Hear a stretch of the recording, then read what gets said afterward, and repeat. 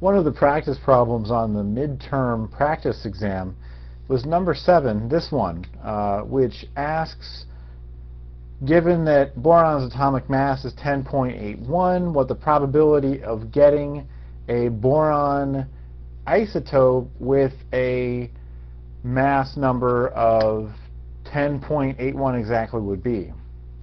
So this problem really gets at the heart of how subatomic particles work and whether or not we're counting by whole subatomic particles or fractions of subatomic particles. The reality is that you can have one proton and it really can't be broken up into arbitrarily small pieces. You can't take a proton and split it into 1/5 of a proton. You can't take a proton and split it into 1/10 of a proton, or 0.81 protons. For our class, we don't even talk about splitting protons, or talk about splitting neutrons, or talk about splitting electrons. In our class in chemistry, we think of them as being indivisible. So with that in mind, you can only have a whole number of protons or a whole number of neutrons. So the nucleus of boron, I think one of the isotopes is boron 11, and I think the other one is boron 10. Boron 11 would look like this.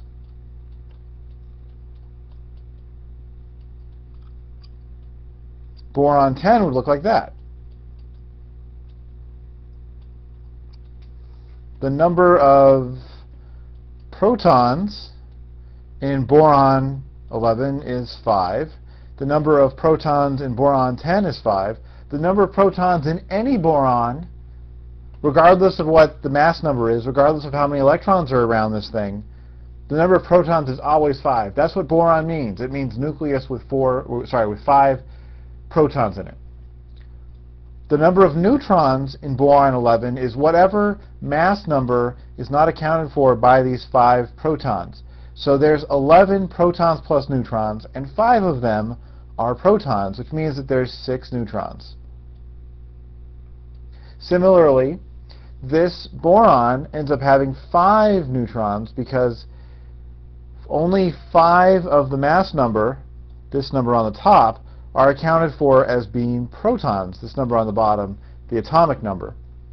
So what this means is that the remaining 5 mass units have to come from neutrons. So if I was to take a sample of boron, and I'm assuming that it's a mixture of boron 11 and boron 10, and I was to find one nucleus that is one specific isotope, it would either be a boron 11 or a boron 10. It would either have a mass of 11 or a mass of 10. It would not have a mass of 10.81. This 10.81 comes from a weighted average of the borons present on Earth. So if you take a mixture of borons on Earth, a sample of them, and you figure out what the average mass of 1 mole of boron atoms is, you end up getting 10.81 grams. This comes from the fact that it's a mix of things that have about 11 grams per mole mass and about 10 grams per mole mass. It's an average. There aren't some mythical unicorn-like boron isotopes out there with some fractional mass. They either have 10 or they have 11 nucleons in the nucleus. And that's what this question is getting at. So there is literally 0 chance of you getting a boron isotope that has 10.81 nucleons in the nucleus. It will either have 10 or it will have 11, and if there are other isotopes that are even rarer, like boron 12 or boron 13, there might be even some probability of getting one of those, but you're never going to get a boron 12.5 or a boron 8.31. It's just not going to happen.